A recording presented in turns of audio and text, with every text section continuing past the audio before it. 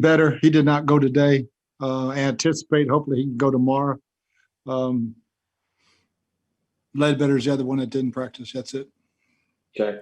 JPP is normal, but right.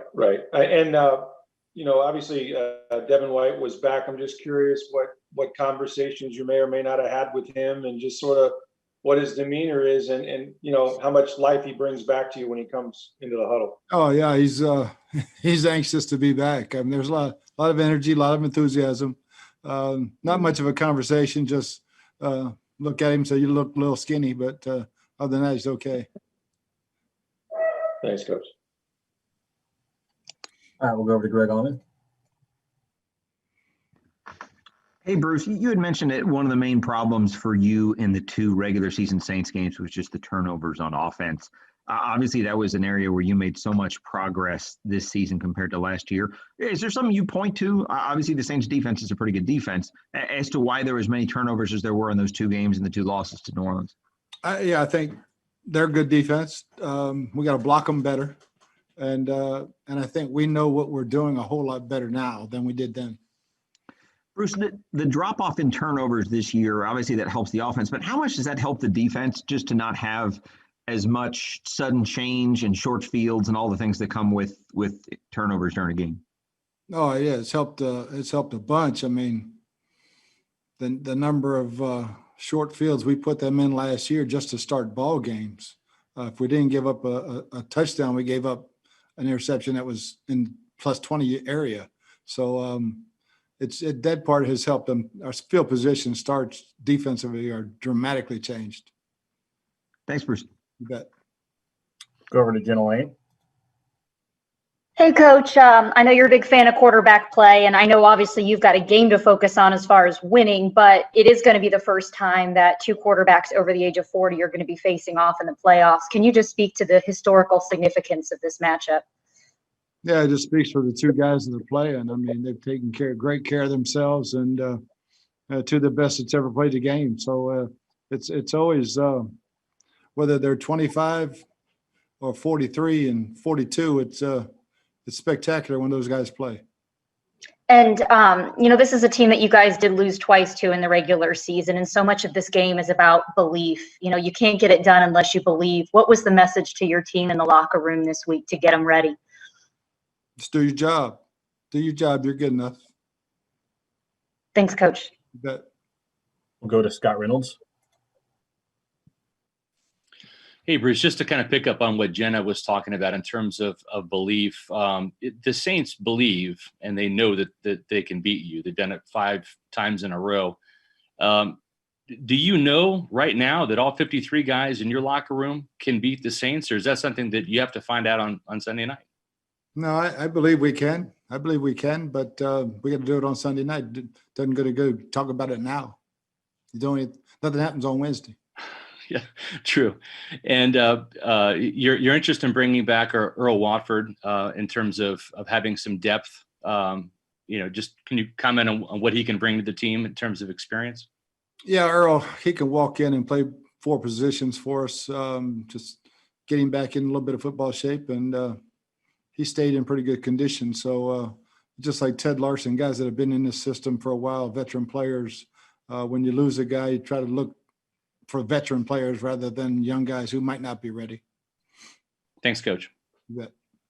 We'll go over to Jane Slater. Hey, Coach, how are you? Good. Quick question for you. I want to expand on what you were saying earlier about your last contest with the Saints. You guys only netted 194 yards in that one, put up 3 points. I don't need to give you the box score, but Sean Payton even said it. You said it. This is a different offense now. You guys are putting up close to 500 yards of offense, over 38 points a game. Was there a message after that one? What's changed for you guys offensively?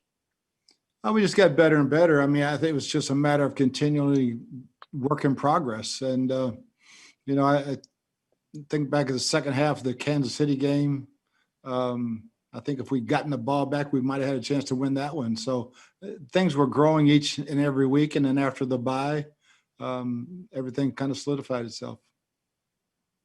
Thanks, Coach. We'll go over to Kevin O'Donnell. Hey, Bruce, when you're facing a team for a third time in the same season, obviously you guys know each other really well. Do you have to change strategy in the third game? I don't know if it's strategy. Just got to do what you're doing at this point in the season. Good. We're doing different things than we were doing back then, especially in the opener. So just a matter of do what you do and do it better than they do it. And last game you faced them, Taysom Hill led them with 54 yards rushing. He brought a lot of energy to that offense. Is he a guy that you have to kind of zap that energy out of early? Well, I don't know if you can dap his. I mean, that dude's got energy all the time, but you stuff the runs and there's not a whole lot of energy left. We'll go over to Greg Allman. Hey, Bruce, you guys will have Aaron Stinney in a big first start on Sunday. I know you've had him here for more than a year, but just want to ask you what you like about him. Obviously, he hasn't played at this level, at this importance, but just what you like to put him into this position and trust him on Sunday. Yeah, I mean, he's an athletic guy. He's got good strength and power, and he's our best option right now. Thanks, Bruce. Yep. Go over to Rich Stroud. Coach, these two teams have gone against each other a lot. There's been, personal fouls and ejections. We saw a player get ejected from last week's game with the Saints. Do you have to warn your team not to retaliate, not to be provoked into those penalties? Yeah. I mean, you talk about it's an emotional game, but you can't let your emotions get the best of you. There's going to be a lot of things said, a lot of fingers being pointed, and it's up to the referees to keep it more under control than they did last week, because they let it get out of hand and it cost a guy an ejection. Thanks, Coach. We'll go to Jenna Lane. Time for a few more. Hey, Coach, from a sheer analytics standpoint, but I guess also an eye test standpoint, it looks like Tom's getting rid of the ball a lot quicker than he was, even going back to week 9. And so I'm just curious from your standpoint, how much that has impacted what you've been able to do on offense and also the quarterback protection. Well, the protection has been great. I think knowing his receivers inside and out now since week 9, AB had just gotten here. He knows where he's going a lot faster than he did before, because it was a growing process, and it was right. a normal growing process. When did you feel like things were really clicking for him from a mental processing standpoint with being able to make those quick decisions? Obviously, new offense, so it's not an overnight process. But was there a moment when you felt like that was really starting to click? No, it's just a matter of just continual growth. Thank you, Coach. Go over to Luke Easterling.